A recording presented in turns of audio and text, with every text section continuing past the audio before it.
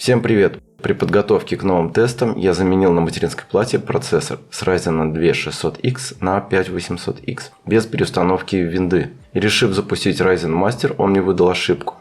Также есть еще один вариант возможной ошибки. Попытки переустановки Ryzen Master или драйверов чипсета проблемы не решили. Давайте разберемся, что же делать с этим.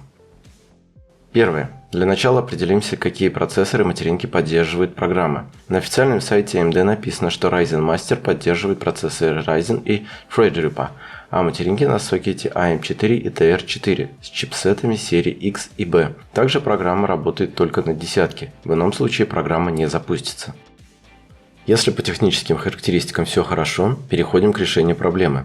Скачиваем программу Troubleshooter с сайта Microsoft. Ссылка будет в описании. Запускаем ее и ищем проблему. Говорим программе, что у нас проблема с удалением софта, и она выводит список установленных приложений. Выбираем Ryzen Master и удаляем его. Перезагружаем компьютер.